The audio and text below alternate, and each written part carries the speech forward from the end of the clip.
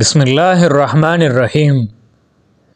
دوستو، آج کی اس ویڈیو میں ہم دنیا کا سب سے خطرناک ترین اور سب سے اونچا ٹنل سلانگ ٹنل کے بارے میں بات کریں گے۔ افغانستان میں سلانگ ٹنل کی تاریخ، اس کی اہمیت، کیونکہ اس کے شمالی سائیڈ میں سینٹرل ایشین کنٹریز جیسے تاجکستان اور ازبکستان وغیرہ آتے ہیں، اس پر بات کریں گے اور اس ٹنل کی موجودہ حالات پر بھی تفصیل سے بات کریں گے۔ لیکن ویڈیو شروع کرنے سے پہلے بس اتنی سی درخواست ہے کہ ویڈیو آخر تک دیکھ کر ایک بار لائک ضرور کر دے۔ تو اب چلیے شروع کرتے ہیں آج کی ہماری ویڈیو۔ دوسری جنگ عظیم کے بعد ہم سب کو پتہ ہے کہ روس اور امریکہ کے درمیان کولڈ وار شروع ہو گیا اور دونوں اپنے اتحادی بڑھانے کے لیے ساؤتھ ایشین کنٹریز جیسے افغانستان، پاکستان اور انڈیا وغیرہ میں ڈیولپمنٹل کام کرنے لگے۔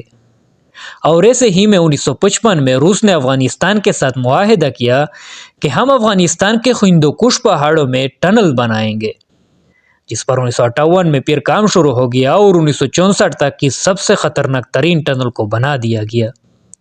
خطرناک اس لیے تھا کیونکہ ایک تو یہ ٹنل اتنے اونچے پہاڑوں میں بن رہا تھا، دوسری یہ کہ یہاں سردیوں میں برف باری بہت زیادہ مقدار میں ہوتی ہے، اور سب سے اہم بات یہ کہ یہ روڈ ٹنل سطح سمندر سے تقریباً 3500 میٹر اونچا ہے، اور 1973 تک یہ ٹنل دنیا کا سب سے اونچا ٹنل سمجھا جاتا تھا، لیکن پھر امریکہ نے فلوریڈا میں اس سے تھوڑا لمبا اور اونچا ٹنل بنا دیا۔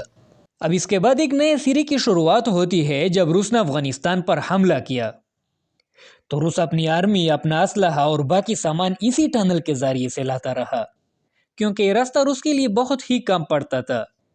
جسے پہلے کابل سے مزار شریف یا گندوز تک 3 دنوں کا سفر تھا، پھر اس ٹنل سے یہ سفر 72 گھنٹوں سے 10 گھنٹوں تک کم ہو گیا۔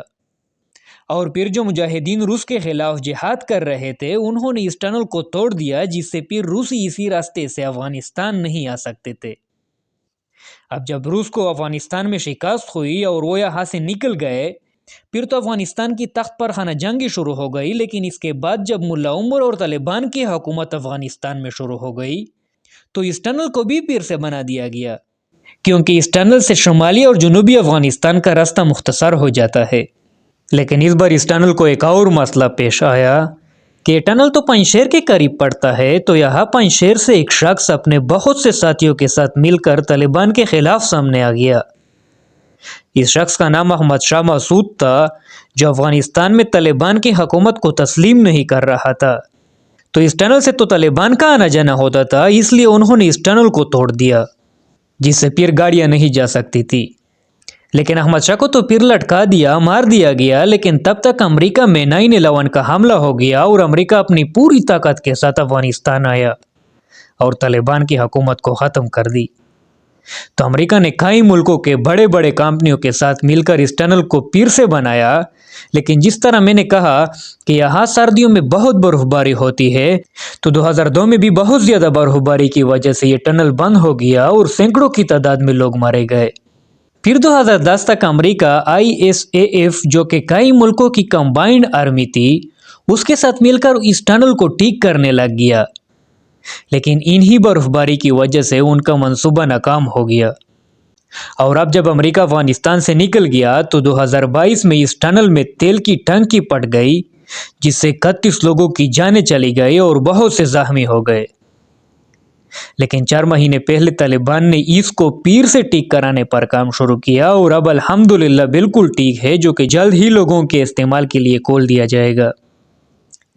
اب بات یہ ہے کہ آخر اس ٹنل پر اتنا زور کیوں دیا جا رہا ہے، جس کو بار بار بنانا پڑ رہا ہے؟ تو اس کا جواب یہ ہے کہ دیکھیں، افغانستان کے شمالی سائیڈ میں سینٹرل ایشین کنٹری آباد ہے، جیسے تاجکستان، ازبکستان اور ترکمانستان وغیرہ، جو کہ تیل، گیس اور بجلی کے پیداوار سے مالا مال ہے۔ اب اگر افغانستان ان کے ساتھ کاروبار کرے گا اور ان کو سہولیات فراہم کرے گا، تو اس سے افغانستان کو کروڑوں ڈالرز کا منافع ہوگا۔ اور دوسری بات یہ ہے کہ یہ روڈ ٹنل ہمارے افغانیوں کی زندگیوں کو بھی بہت آسانیاں دے گا، کیونکہ ایک طرف 72 گھنٹوں کا سفر اور دوسری طرف 10 گھنٹے، تو اس میں بھی تو ہمارا ہی سہولت ہے۔ تو آج کی اس ویڈیو میں بس اتنا ہی۔ ویڈیو اچھی لگی ہو تو لائک اور شیئر کر دے، اور ہماری حوصلہ افزائی کے لیے چینل کو سبسکرائب کرتے ہوئے بیل کے بٹن کو پریس کر دے، تاکہ ہمارے آنے والی تمام نوٹیفیکیشن اب تک بر وقت پہنچ سکے۔ شکریہ۔